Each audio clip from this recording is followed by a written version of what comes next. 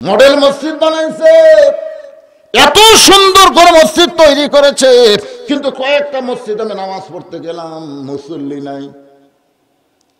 আল্লাহ কয়, প্রধানমন্ত্রী মসজিদ বানাইলা কিন্তু মুসল্লি বানাইলা না, খালি আইসা দেখো সাইজ এখন ঠিক না। তুমি যখন চেয়ারে বসেছ, যখন তোমাকে চেয়ার দেওয়া হলো, তখন তোমার উপর আল্লাহর হুকুম হলো, আল্লাযীনা ইম্মাক্কান্নাহুম ফিল আরদ। মুসলমানের মধ্যে কাউকে যখন ক্ষমতা দেওয়া হয়, ক্ষমতার মালিক সেই না, ক্ষমতার মালিক হলো আল্লাহ। ক্ষমতা পাওয়ার পরে তার এক নম্বর কাজ হচ্ছে আকামুস সালাত, নামাজ কায়েম করা। শুধু মসজিদ বানালে হবে না, মুসল্লি বানান লাগবে। জোরে কোন ঠিক কি না? যদি বর্তমান প্রধানমন্ত্রী আইন করে দেয় এত হাজার কোটি টাকা খরচ করে মসজিদ বানানোরে, আর মসজিদে মুসল্লি হয় না, পুলিশ মৌলবি ধরার দরকার নাই, জঙ্গি ধরার দরকার নাই।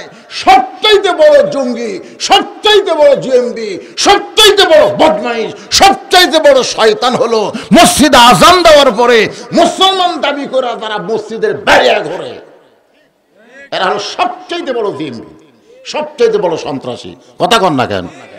আজান দেওয়ার পরে যারা বেড়া ঘুরবি, ওর ওই মডেল মসজিদের কাছে একটা বড় ঘর বানানো লাগবে। ওই ঘরের নাম হলো রিমান্ডের ঘর। ধরে কোন কিসের ঘর? দৌড়া নিয়ে যায়, পাশার কাপড় খুলে পাশার চামড়ার উপরে, কাপড়ের উপর মারা হবে না, চামড়ার উপরে 10টা করে বাড়ি। ধরে কোন কয়টা করে বাড়ি? প্রতি ওয়াক্ত 10টা। এই বাড়াবাড়ি যদি শুরু হয়, আপনারা বলেন তো মুসল্লির জন্য ওয়াজ করা লাগবে? এক পলকের নাই ভরসা, মিশে সকল আশা, কখন বুঝি দারুণ ঝড়ে ভাঙবে তোমার বাসা। মিশে মায়াই বন্দি থাইকা, মিশে মায়াই বন্দি থাইকা করলাম কত খেলা, পশ্চিমে তাকিয়া দেখো ডুইবা গেল তোমার হায়াতেরও বেলা।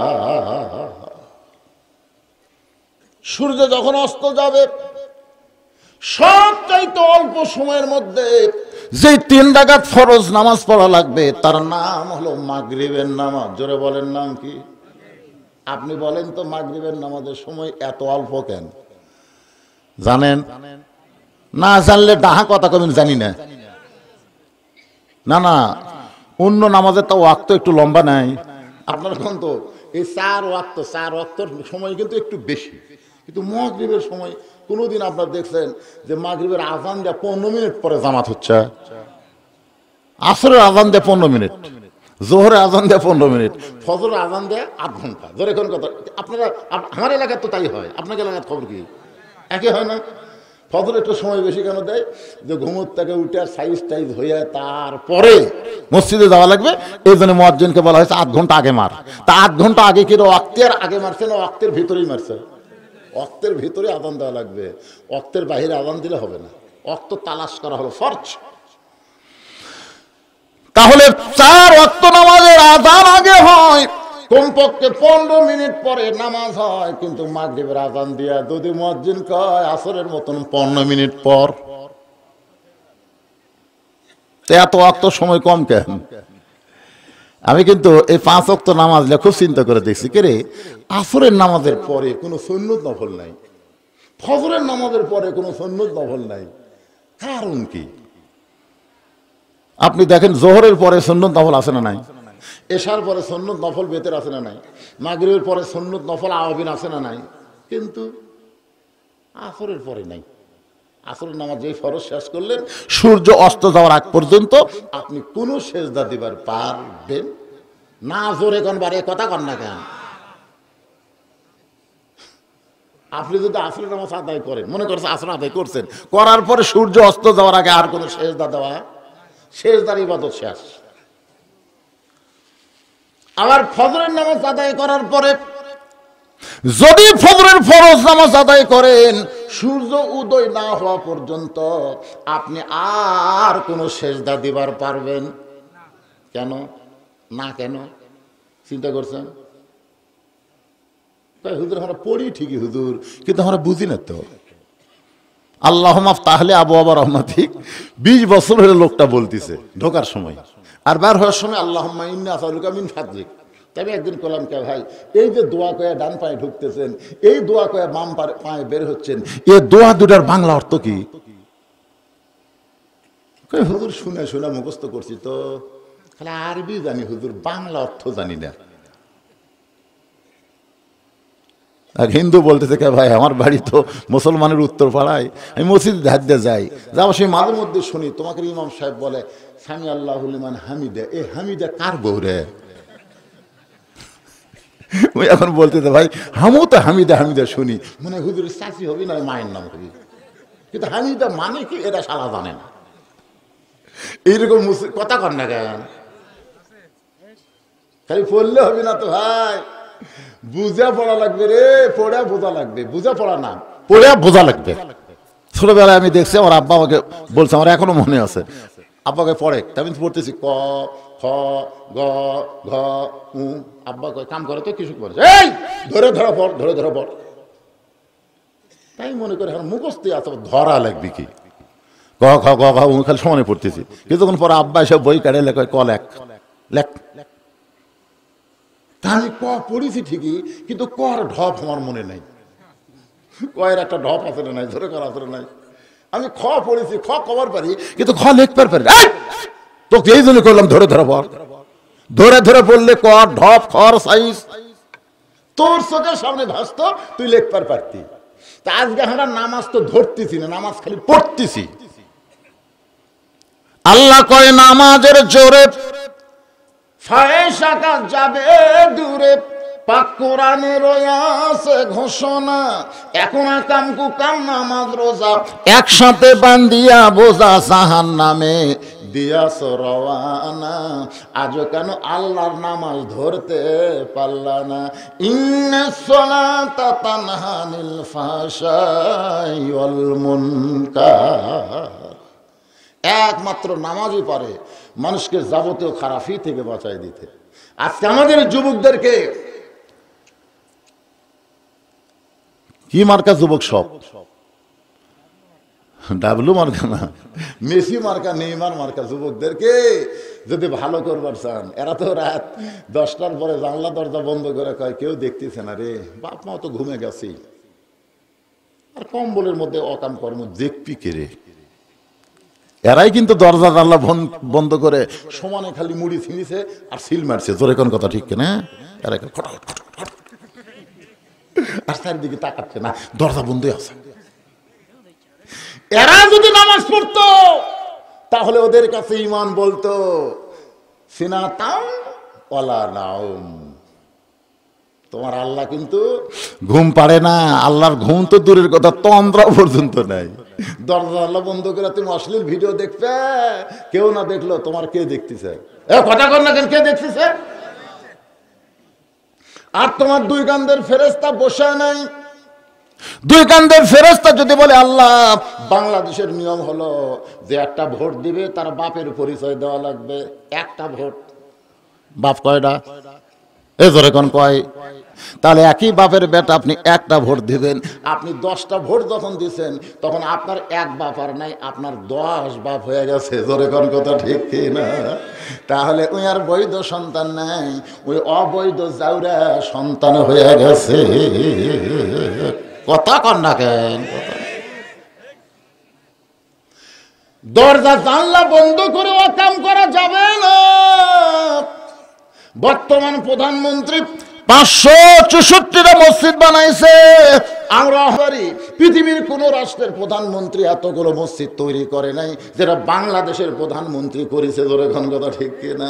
আপনারা বলেন তো, আমাদের প্রধানমন্ত্রী কোন মসজিদের মধ্যে হানাফি ফতুয়া অনুযায়ী জামাতে নামাজ পড়বার পারবি? দেখছেন, আমাকে হানাফিরা ফতুয়া মারছে, মেয়া মানুষ মসজিদ ঢোকা চলবি না, ধরে কথা কান না কেন? আয় আয় মডেল মসজিদ বানাইছে, এত সুন্দর করে মসজিদ তৈরি করেছে, কিন্তু কয়েকটা মসজিদ আমি নামাজ পড়তে গেলাম মুসল্লি নাই। আল্লাহ কয় প্রধানমন্ত্রী মসজিদ বানাইলা কিন্তু মুসল্লি বানাইলা না, খালি আইসা দেখো সাইজ হওয়া এখন ঠিক না। তুমি যখন চেয়ারে বসেছ, যখন তোমাকে চেয়ার দেওয়া হলো, তখন তোমার ওপর আল্লাহর হুকুম হলো আল্লাযীনা ইম্মাক্কান্নাহুম ফিল আরদ। মুসলমানের মধ্যে কাউকে যখন ক্ষমতা দেওয়া হয়, ক্ষমতার মালিক সেই না, ক্ষমতার মালিক হলো আল্লাহ। ক্ষমতা পাওয়ার পরে তার 1 নম্বর কাজ হচ্ছে আকামুস সালাত, নামাজ কায়েম করা। শুধু মসজিদ বানালে হবে না, মুসল্লি বানান লাগবে। জোরে কোন ঠিক কি না?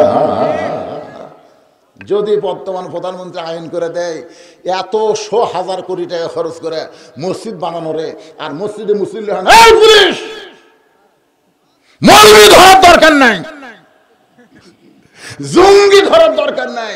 সবচাইতে বড় জঙ্গি, সবচাইতে বড় জিএমবি, সবচাইতে বড় বদমাইশ, সবচাইতে বড় শয়তান হলো মসজিদে আযান দেওয়ার পরে মুসলমান দাবি করে যারা মসজিদের বাইরে ঘোরে, এরা হলো সবচাইতে বড় জিএমবি, সবচাইতে বড় সন্ত্রাসী। কথা কন না কেন? আজান দেওয়ার পরে যারা বেড়া ঘুরবি, ওর ওই মডেল মসজিদের কাছে একটা বড় ঘর বানানো লাগবে। ওই ঘরের নাম হলো রিমান্ডের ঘর। ধরে কোন কিসের ঘর? দৌড়া নিয়ে যায়, পাশার কাপড় খুলে, পাশার চামড়ার উপরে, কাপড়ের উপর মারা হবে না, চামড়ার উপরে 10টা করে বাড়ি। ধরে কোন কয়টা করে বাড়ি? প্রতি ওয়াক্ত 10টা। এই বাড়াবাড়ি যদি শুরু হয়, আপনারা বলেন তো মুসল্লির জন্য ওয়াজ করা লাগবে।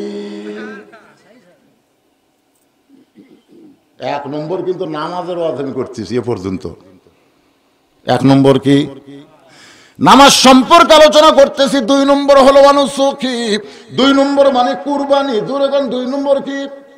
এই কুরবানি কার জন্যে? আল্লাহর জন্য। হয়তো অনেকে মনে করবেন হুজুর এই কুরবানি মানে হলো গরু কুরবানি, এই কুরবানি মানে ছাগল কুরবানি, এই কুরবানি মানে উট দুম্বা কুরবানি।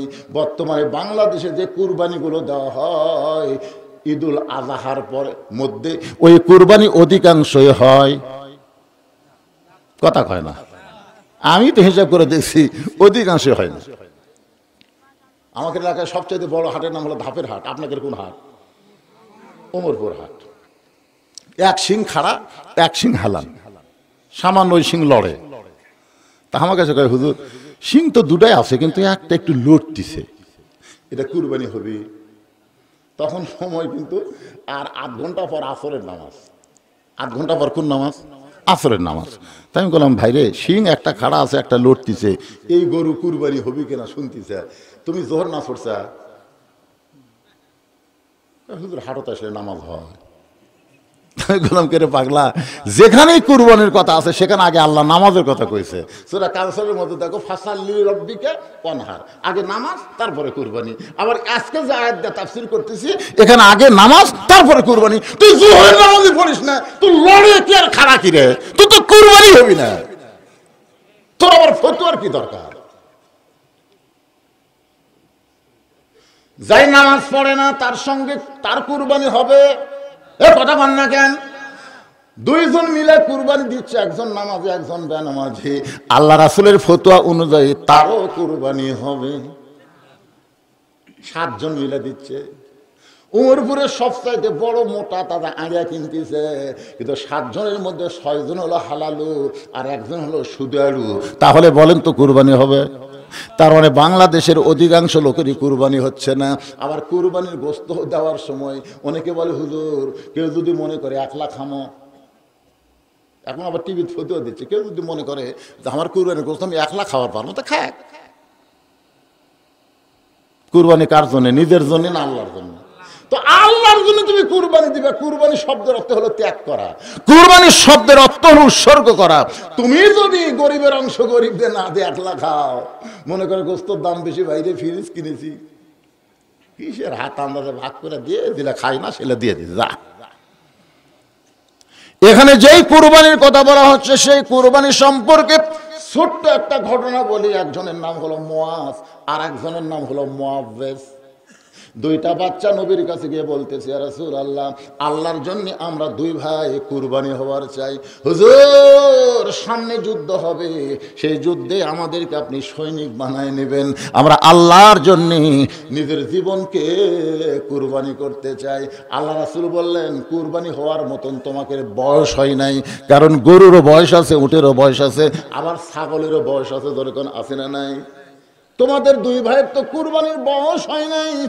মুয়াজ বলতেছে, ইয়া রাসূলুল্লাহ, আমার বয়স হয়েছে, আমার চেহারা দেখে আপনি কি মনে করেন? আল্লাহ রাসূল বলেন, বয়সের দাবি করলে আমি বুঝবার পারবো না, কিন্তু মাফে 5 ফুট 2 ইঞ্চি হওয়া লাগবে। তুমি কি মাফে 5 ফুট 2 ইঞ্চি হয়েছো? বলে, হুজুর লাঠি নিয়ে আসে আপনি দেখেন। রাসূল ডাক দিলেন, বেলাল। হযরত বেলাল লাঠি নিয়ে আসলে বললেন, মুয়াজ তুমি লাঠির কাছে দাঁড়াও। এবার ছোট্ট ছেলে মুয়াজ লাঠির কাছে দাঁড়াইছে। নবী তাকায় দেখি লাঠির মাথা আর মুয়াজের মাথা এক হয়ে গেছে। মুয়াজ বলে, হুজুর গো, এখন দেখেন তো আমি কিন্তু মাফে হয়েছি। নবী নিচের দিকে তাকায় দেখে বুড়া আঙ্গুলে ভর দিয়া মুয়াজ দাঁড়িয়ে আছে।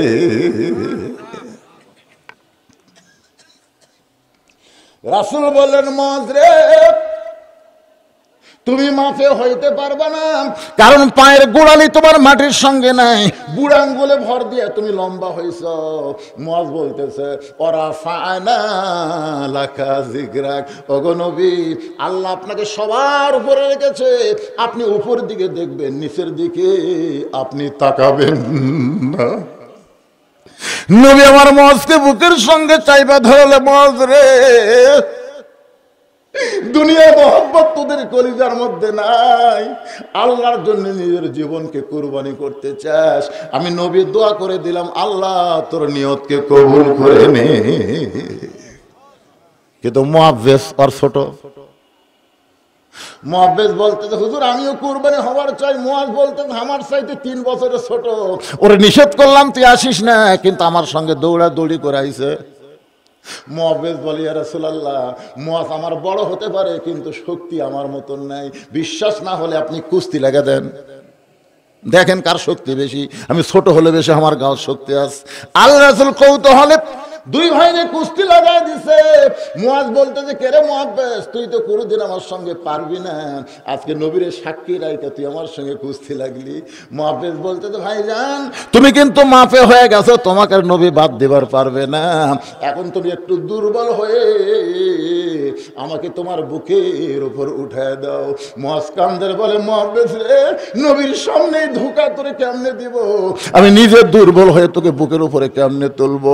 মুআব্বিস কান্দের বলে, ভাইজান আল্লাহ নবীকে সামনে দিক থেকে কেউ আঘাত করলে তুমি সামনে দাঁড়াবার পারবা, আঘাত তোমার বুকে লাগবে, কিন্তু পিছন দিক থেকে কেউ যদি তীর মারে তখন বলো নবীর পিছনে কে দাঁড়াবে, নবীর ডান দিক থেকে কেউ যদি বর্ষা মারে তুমি ডান দিকে দাঁড়াবে, বাম দিক থেকে কেউ যদি তরবারে মারে বলো তো বাম দিকে দাঁড়াবে, তুমি নবীর সামনে আমি নবী থাকবো, নবীর পিছনে তুমি ডানে আমি বামে, আমরা দুই ভাই আল্লাহ নবীকে এত ভালোবাসি, আল্লাহ নবীর জন্য আমরা কুরবানি হবার চাই। তুমি একটু দুর্বল হয়ে যাও। এবার মুয়াজ দুর্বল হয়ে মুআব্বিসকে যখন বুকের উপর উঠায়া দেয়, সঙ্গে সঙ্গে নবী বললেন, মা হাদান ইয়াদখুলুল জান্নাতা ইহুব্বা ইয়ারজি ইলা দুনিয়া ওয়ালা হুম আলাল আরদি মিন শাইইন ইল্লা শাহীদুন ইয়াতামান্না ইয়ারজি ইলা দুনিয়া ফায়াক্তাল আশারা মাররাতান লিমা ইয়ারা মিনাল কারামাতি। রাওয়াহুল বুখারী কিতাবুল মাগাজি। আল্লাহু আকবার। উম্মে ফজল হুসাইনকে কালো কাফন নিচে ঢাইকা নবীর দরবারে নিয়ে এসে বলে, ইয়া রাসূলুল্লাহ আপনি খুশি হন, আল্লাহ আপনাকে আবার একটা নাতি দিয়েছে। কিছুদিন আগে একজন নাতি হয়েছে, তার নাম হলো হাসান, ধরে কোন তার নাম কি, আবার একটা নাতি। নবী ছোট বাচ্চার মতন কান্না শুরু করে দিলেন। সমস্ত সাহাবীরা চিন্তা করে, উম্মে ফজলের কোলের মধ্যেই আছে নবীর নাতি, এখন পর্যন্ত নাতিরে দেখলো না, না দেখেই নবী কেন কান্নাকান্নি শুরু করে দিল। কিছু কিছু সাহাবী মনে মনে চিন্তা করতেছে, প্রথম নাতি হয়েছে, এইবার হয়তো নাতনি চাইতো। নবী হয়তো মনে করছিল ফাতেমার পেট থেকে একটা নাতনি হোক, তখন তার আল্ট্রাসাউন্ড ছিল না যে সন্তান হওয়ার আগেই দেখবি বেটা না বেটি। কিন্তু নবী কেন কাঁদতেছে সাহাবীরা বুঝবার পারে নাই, মনের মধ্যে নানা রকম ধারণা। কিছুক্ষণ পর নবী দাঁড়ালেন, উম্মে ফজলের কোল থেকে হোসেনকে নিয়ে হোসেন কপালে একটা চুমু দিলেন। চুমু দেওয়ার পরে হোসেনকে আসমানের দিকে উঠায় বললেন, আল্লাহ তাআলা এই গোস্তের টুকরাকে তুমি কুরবানি হিসেবে পছন্দ করেছো। আল্লাহ এই গোস্তের টুকরা হোসেনকে বলতেছে, গোস্তের টুকরাকে তুমি কুরবানি হিসেবে পছন্দ করেছো। সাহাবীরা বলে, ইয়া রাসূলুল্লাহ এইটা কি বললেন? আল্লাহ নবী বললেন, সাহাবীরা রে তোমরা সেদিন থাকবা না, আমি নবীও সেদিন থাকবো না। আমার এই হোসাইন বাতিলের বিরুদ্ধে লড়াই করতে গিয়ে নিজের জীবনকে আল্লাহর জন্য কুরবানি করে দিবে। এখানে কুরবানি মানে গরু খাসি কুরবানি নয়, এখানে কুরবানি অর্থ হলো বাতিলের বিরুদ্ধে হকের পক্ষে আমাদের জীবনকে আল্লাহর রাহে কুরবানি করা লাগবে। দেরি নাই, বাইতুল মুকাদ্দাস ওরা দখল করতে চাচ্ছে। আসলে বাইতুল মুকাদ্দাস কোনোদিন দখল করতে পারবে না, কিন্তু মুসলমানের রক্ত যাবে। কারণ একটা সন্তানের মা হবার গেলে সেই মাকে অনেক রক্ত ত্যাগ করা লাগে। জোরে কোন কথা ঠিক কিনা? আপনি বলেন তো, সন্তানের বেহেশত কার পায়ের তলে? কথা কয় না রে, না শাওরের? তা আপনাকে তো চাল চরিত্র দেখে বোঝা যায় অনেকে বইয়ের ভয়ে, বইয়ের ভয়ে, আল্লাহর ভয় না, বইয়ের ভয়ে। শাশুড়ি আর বউ বসে আছে, ওটি যায় পাঁটা বলতেছে, আম্মা কি সুন্দর ডাক, দেখছেন কি ভদ্র। আম্মা আমি উমরপুর হাটে যাচ্ছি, রনবাগে হাটে যাচ্ছি, আপনি ডাব খাবেন না গ্লুকোজ খাবেন?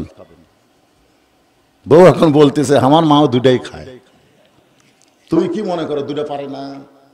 তখন স্বামী বলতেছে, আম্মার জন্য দুটোই আনবো, ডাবও আনবি গ্লুকোজ আনবি। এই কথা বলে ব্যাগলে বের হতে দেখে মা খাড়া হয়ে আছে দরজা। এখন মাকে দেখে মাথা নিচু করে যাচ্ছে। মা বলে, কে রে?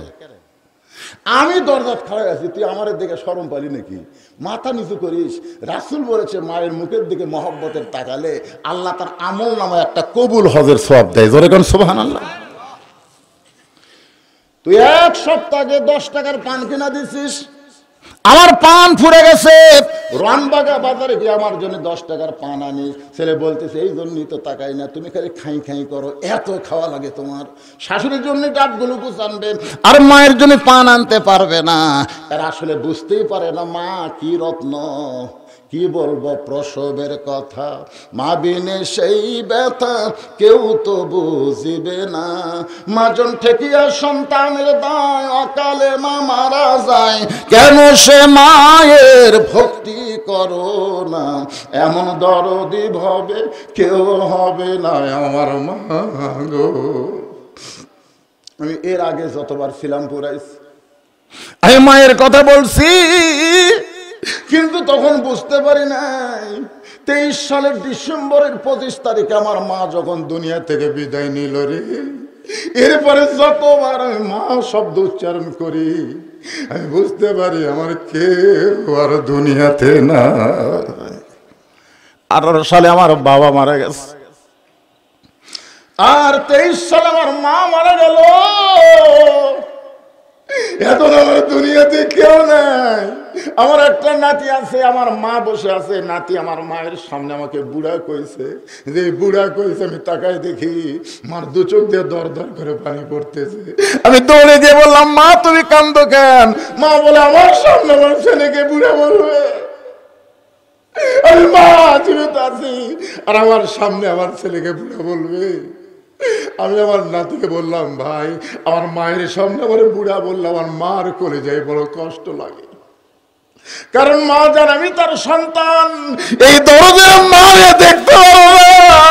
এই মারে কষ্ট দাও, বাবারে কষ্ট দাও, তোমার একটা ইবাদত আল্লাহর দরবারে কবুল হবে না। যদি জান্নাতে যাওয়ার চাও মায়ের পায়ের তলে জান্নাত খুঁজতে হবে।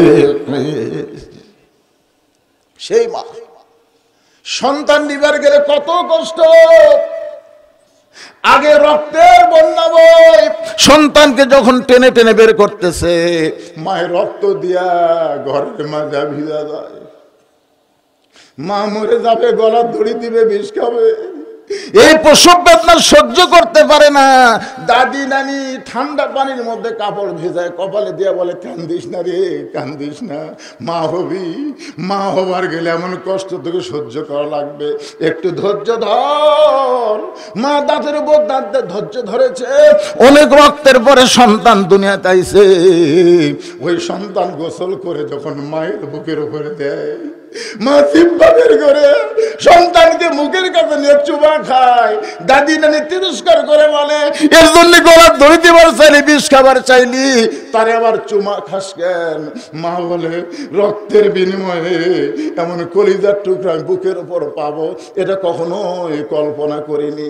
আজকে যদি ফিলিস্তিনের মুসলমান রক্ত না দেয়, পৃথিবীর মুসলমান যদি রক্ত না দেয়, তাহলে বাইতুল মুকাদ্দাস মুসলমানের বিজয় হবে না। অবশ্যই মুসলমান জীবন দিবে, বাইতুল মুকাদ্দাস ইহুদি কোনোদিন দখল নিবার পারবে না। ওই বাইতুল মুকাদ্দাসের ভিতর দিয়ে ইমাম মেহেদী আলাইহিস সালামকে আল্লাহ পাঠাবে, ওখান থেকে ঈসা আলাইহিস সালাম আসবে দুনিয়ায়। আমাদেরকে জীবন দেওয়ার মতন, হকের পক্ষে কুরবানি দেওয়ার মতন ঈমান তৈরি করা লাগবে ভাই। আর সময় নাই। বাংলাদেশের পরিবেশ পরিস্থিতি দেখেই বোঝা যায়, মানুষ কিন্তু আজরাইল ধরার চিন্তা করে না, পুলিশ ধরার চিন্তা করে। যখন মুসলমানের কলিজা থেকে আজরাইল ধরার চিন্তা যাবে, চলে যাবে, পুলিশ ধরার চিন্তা হবে, তখন বুঝবেন সে মুসলমান নাম নিয়ে আছে, কিন্তু আল্লাহর জন্য নিজের জীবন কুরবানি দিবার পারবে না। এই জীবনের মালিক কে? মৃত্যুর মালিক কে? এখানে 4টা বিষয় আর 5টা দলের জন্য আল্লাহর জান্নাত আশা করে আছে। তার মধ্যে 1 নম্বর দল হলো তালিয়াল কোরআন, যারা কোরআনের দল করবে। শুধু কোরআনের ওয়াজ শুনলে হবে না, এই কোরআনের দল করা লাগবে। কারা কারা কোরআনের দল করবেন? 2 হাত তোলা, আল্লাহকে একটু দেখান তো দেখি। লিল্লাহু আকবার। এই হাতকে ই করে তুলছেন, টান করে তোলেন তো। আল্লাহ কবুল করুক, জোরে করে আমিন। এটাকে আমার কথা বলতেছি, রাসূলের হাদিস। 5টা দলের জন্য আল্লাহর জান্নাত আশা করে আছে। 2 নম্বর হলো হাফিজুল লিসান, যারা নিজের জবানকে সংযত রাখবে, অনর্থক অহেতুক কথা বলবে না, কারো গীবত শিকায়ত করবে না, নিজের জবানকে সবসময় আল্লাহর জিকিরে ফিকিরে রাখবে। এই দলের জন্য আল্লাহর জান্নাত আশা করে আছে। 3 নম্বর হলো মুতাইমুল জাইয়ান, যারা ক্ষুধার থেকে অন্ন দান করে। যারা ক্ষুধার থেকে অন্ন দান করে, নিজে একলা খায় না, আশেপাশে গরিব গুরবা তাকায় দেখে, তারপরে খায়, এদের জন্য আল্লাহর জান্নাত আশা করে আছে। 4 নম্বর হলো মুফসিল উরিয়ান, যারা বস্ত্রহীনদেরকে বস্ত্র দান করে, আল্লাহর জান্নাত তাদের জন্য আশা করে আছে। আমরা এই 4-5টা দলের মধ্যে অন্তর্ভুক্ত হবার চাইলে, আমি আপনাদের জোর জবরদস্তি করব না, আপনাদের কাছে একটু রুমাল যাবে, চাদর যাবে। আমি কল্পনাই করি, ব্যাখ্যায় বলেছেন আল্লাহু আ'লামু বি মুরাদিহি, তার বাংলা অর্থ হলো একমাত্র আল্লাহ ছাড়া কেউ জানে না। রাসূলকেও জিজ্ঞাসা করা হয়েছিল যে আসরের নামাজের পরে কেন সূর্য অস্তের আগে নামাজ নাই, আর ফজরের নামাজের পরে কেন সূর্য উদয়ের আগে সেজদা নামাজ নাই। আল্লাহ রাসূল বলেছিলেন একমাত্র আল্লাহ ছাড়া কেউ জানে না। কিছু জিনিস আল্লাহ আমাদের মধ্যে গোপন রাখছে, এই গোপন রাখার মধ্যে হিকমত আছে না নাই? হিকমত মানে কি? আল্লাহ মানা। তো যাই হোক, আজকের আলোচনার মধ্যে আমি প্রাধান্য দিয়েছি হচ্ছে নামাজ। আল্লাহ যেন আমাদের সবাইকে ফজরের নামাজ জামাতের সঙ্গে আদায় করার তৌফিক দেয়, জোরে কোন আমিন। মসজিদের উন্নয়ন হলো মুসল্লি কালেকশন, টাকা কালেকশন না। এই টাকা কালেকশন করে কি করবেন? আবার আইসা দেখবেন লোক দেয় যে টাইস ধুলে পড়ে আছে, মুয়াজ্জিনকে বলেছে কে ভাই মসজিদ ঝাড় দেন না, আজান দিয়ে একামত দিয়ে কেউ আসে না হুজুর, তো খামাকা ঝাড় দিয়ে কি করবো? আমি একলাই নামাজ পড়ে গামছা 2 বাড়ি মারি। এটা কি মসজিদের উন্নয়ন হলো? টাইস হলো, কিন্তু টাইস হলো ধুলা পড়লো। আর মুসল্লি যদি সবসময় আসে, ধুলা পড়ার চান্সই নেই। ধুলা যদি পড়ে, কাপড়ের সব ধুলা উঠে যাবে। তো যাই হোক, আল্লাহ পাক এই মসজিদকে কবুল করুক। যিনি যেভাবে মসজিদের জন্য নগদে বাকিতে দান করেছে, আল্লাহ সকলের দানকে কবুল করুক। সকলে ইস্তেগফার পড়ে, আস্তাগফিরুল্লাহ রব্বি মিন কুল্লি জামবি ওয়া তুবু ইলাই, লা হাওলা ওয়ালা কুওয়াতা ইল্লা বিল্লাহিল আলিয়্যিল আযীম। আল্লাহুম্মা সাল্লি আলা সাইয়্যিদিনা শাফিনা নাবিয়িনা মাওলানা মুহাম্মদ ওয়া আলিহি ওয়া সাহবিহি ওয়া বারিক ওয়াসাল্লিম। ইদ্রিস আলী 500 টাকা দান করছে, আল্লাহ কবুল করুন। আল্লাহুম্মা আমিন। আল্লাহুম্মা আনতাস সালাম অমিনকাস সালাম তাবারাকতা ইয়া যাল জালালি ওয়াল ইকরাম। আয় আল্লাহ তাআলা, কঠিন শীতের ভিতরে আল্লাহ তোমার বান্দারা আরামের বাড়ি ঘুমকে বাদ দিয়া ল্যাপ তোষকের মহব্বত কলিজা থেকে বের করে এই জান্নাতের বাগানে বসে বসে দীর্ঘ রাত পর্যন্ত আলোচনা শোনার শেষে আমি গুনাহগারের সঙ্গে রহমতের দরজায় ফকির হয়ে দোকানা হাত তুলেছে।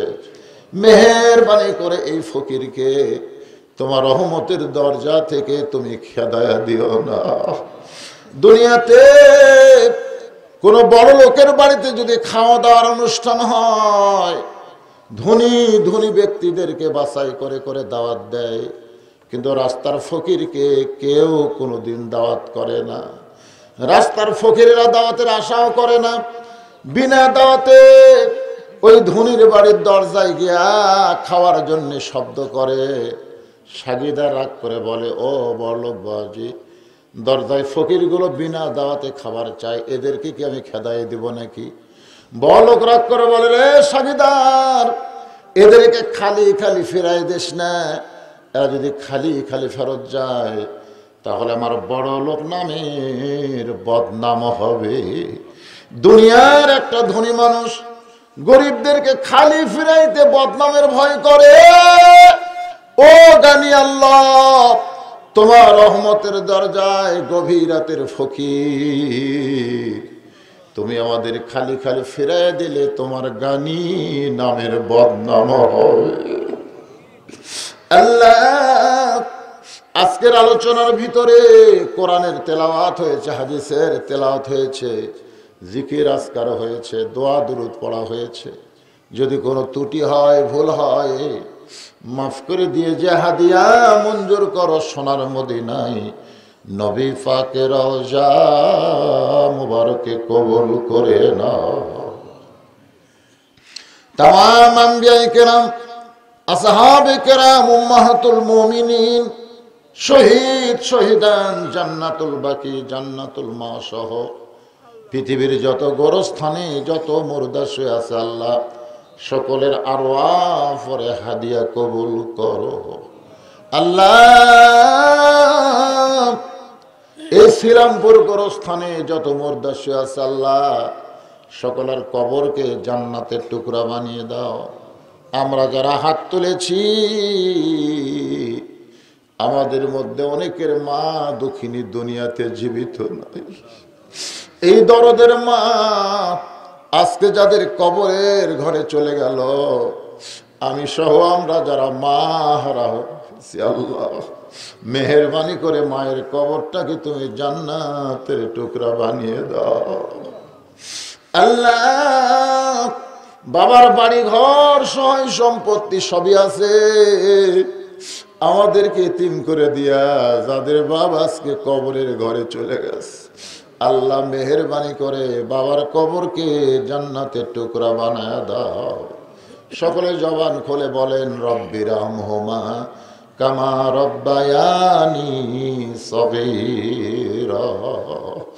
আমাদের দাদা দাদি, নানা নানি, আত্মীয় স্বজন, শ্বশুর শাশুড়ি যাদের কবরে গেছে, আল্লাহ কবরবাসীদের মাফ করে দেন। পর্দার অন্তরালের মা বোনেরা বিদা সালিহা পদ্মাংশী কবুল করে মা ফাতেমার চরিত্র দান করে দেন। আমরা যারা অসুস্থ হয়ে হাত তুলেছি, আল্লাহ আমাদের সুস্থতার নিয়ামত দান করে দেন। আল্লাহ, আজকের মাহফিলে অনেক টাকা পয়সা দান করেছে, বাড়ি বাড়ি আদায় করা হয়েছে, মসজিদের কমিটিগুলো আলাদাভাবে দান করেছে। আজকের মাহফিলে অনেকে দান করলো, আল্লাহ সকলের দানগুলোকে কেবলমাত্র জান্নাতের বিনিময়ে কবুল করে নেন। আজকের মাহফিলের সম্মানিত সভাপতি, আল্লাহ নিজের বয়সটাকে মনে করতেছে মৃত্যুর দুয়ারে পৌঁছে গেছে। আল্লাহ নিজে নিজে নিজকে যখন মৃত্যুর দরজায় দাঁড় করিয়ে দেয়, ওই মানুষটাকে রাসূল বলেছেন আল্লাহ ইমানের সঙ্গে কবুল করে নেয়। আল্লাহ গো, আমরা কে কখন মরবো জানি না, তবে তোমার দরবার করি আজকের মাহফিলের সম্মানিত সভাপতিকে তুমি হায়াতে তাইবা শফে কুল্লিয়া দান করে দাও। আল্লাহ তোমার পথের জন্য তাকে তুমি কবুল করে নাও। আসমানের বেলা আসমানে ওঠা, জমিনের বেলা জমিনে তার জন্য তুমি ডাওয়ায়া দাও। আল্লাহ মসজিদ কমিটির সভাপতি, মসজিদ কমিটির সহসভাপতি, সেক্রেটারি, কেশিয়ার, মসজিদের ইমাম, মসজিদের খতিব, মসজিদের মুসল্লি, তোমার ঘর মসজিদের যারা মহব্বতকারী, আল্লাহ সকলকেই তুমি কবুল করে নাও। আল্লাহ তোমার সিলাম করে তুমি প্রতি বছর কোরআনের জন্যে, দোয়ার জন্যে এমন একটা মাহফিল করার তৌফিক দিয়া দিও। আল্লাহ আমি কি দোয়া করব মাবুদ? তোমার আসমানের নিচে জমিনের উপরে আমার চাইতে গুনাহগার আর কে আছে? এতগুলো মানুষের মধ্যে যার দুইখানা তোমার পছন্দ হয়, সেই দুইটা হাতের ওসিলায় আজকের মাহফিল তুমি কবুল করে নাও। ফিলিস্তিনের মুসলমানের জন্য আমরা কি দিব আল্লাহ? দুই ফোঁটা চোখের পানি ছাড়া আমাদের দেওয়ার মতন কিছু নাই। আল্লাহ শিশু বাচ্চাকে ওরা হত্যা করেছে। আল্লাহ তোমার বাইতুল মুকাদ্দাসকে যারা ধ্বংস করতে চায়, তুমি তাদের পৃথিবীর মানচিত্র থেকে ধ্বংস করে দাও। আল্লাহ আমার বাংলাদেশের প্রতি রহম করো। খাস করে নাটোর জেলার সিংড়া উপজেলা এলাকার প্রতি তুমি রহমত বরকতের দরজা খুলে দাও। আল্লাহ কে কোন নিয়ত করে হাত তুলেছি, আল্লাহ সকলের নেক নিয়ত নেক আশাকে তুমি কবুল করে নাও। আল্লাহ সুবহান রাব্বিকা রাব্বিল ইজ্জাতি আম্মা ইয়াসিফুন ওয়া সালামুন আলাল মুরসালিন আলহামদুলিল্লাহি রাব্বিল আলামিন। ওয়াজাল আখিরাতে কালিমাতুনা ইনদাল মাউত লা ইলাহা ইল্লাল্লাহু মুহাম্মাদুর রাসূলুল্লাহ সাল্লাল্লাহু আলাইহি ওয়া সাল্লাম।